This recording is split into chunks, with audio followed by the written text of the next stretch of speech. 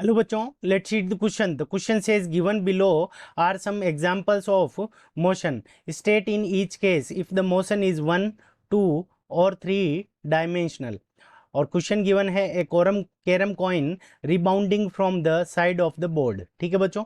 सो इस क्वेश्चन के अंदर हमें क्या दे रखा है कि एक कैरम जो कॉइन है यानी कैरम की जो कोटी है वो क्या करती है कि उसके बोर्ड से रिबाउंड होती है। तो उस कंडीशन के अंदर जो उसका मोशन होगा वो कौन से डायमेंशन का होगा। ठीक है बच्चों, 1 डायमेंशनल होगा, 2 डायमेंशनल होगा या फिर 3 डायमेंशनल होगा। ठीक है बच्चों।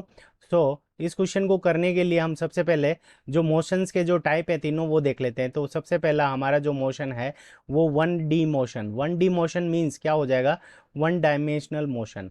अब 1 डायमेंशनल जो मोशन होता है उसके अंदर जो मोशन होता है वो क्या होता है कि इसमें 1 डायरेक्शन मोशन होता है। ठीक है बच्चों, केवल और केवल एक डायरेक्शन के अंदर, यानी ऊपर नीचे या फिर साइडवेज। तो एक ही डायरेक्शन के अंदर वन डायरेक्शनल मोशन। ठीक है बच्चों। तो इस कंडीशन के अंदर हमारा जो मोशन होगा 1D मोशन के अंदर 1 डायरेक्शनल मोशन होता है। अब बात करते हैं 2D मोशन।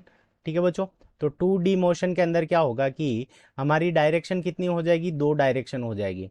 सो 2D मोशन, तो इसके अंदर जो मोशन होगा वो हमारा कितना हो जाएगा, 2 डायरेक्शंस। ठीक है बच्चों।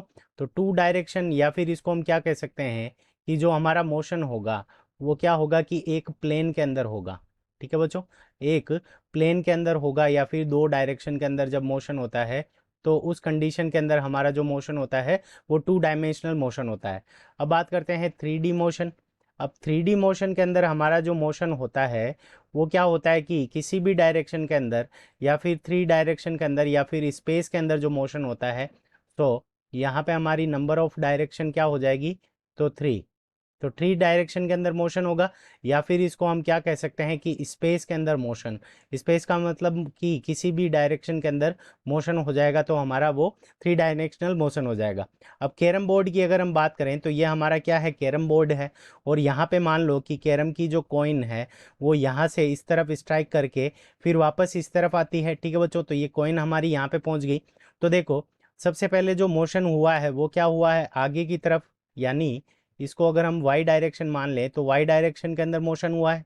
फिर इसके अलावा कोटी की पहले पोजीशन यहाँ पे थी, अब पोजीशन हमारी फाइनली यहाँ पे पहुँच गई। ठीक है बच्चों, तो इस डायरेक्शन के अंदर भी मोशन हुआ है, यानी 2 डायरेक्शन के अंदर मोशन हुआ है, वाई डायरेक्शन और एक्स डायरेक्शन दोनों के अंदर हुआ है।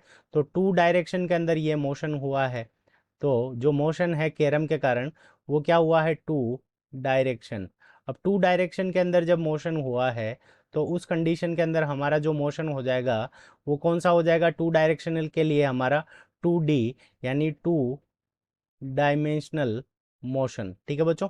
सो यहाँ पे हम इसका जो एग्जांपल जो है हमारा कैरम वाला वो हमारा क्या हो जाएगा, 2 डायमेंशनल मोशन। तो 2 डायमेंशनल मोशन का ये हमारा क्या है, एक एग्जांपल है। So this is our correct answer. I hope you understood it well. Best of luck. Thank you.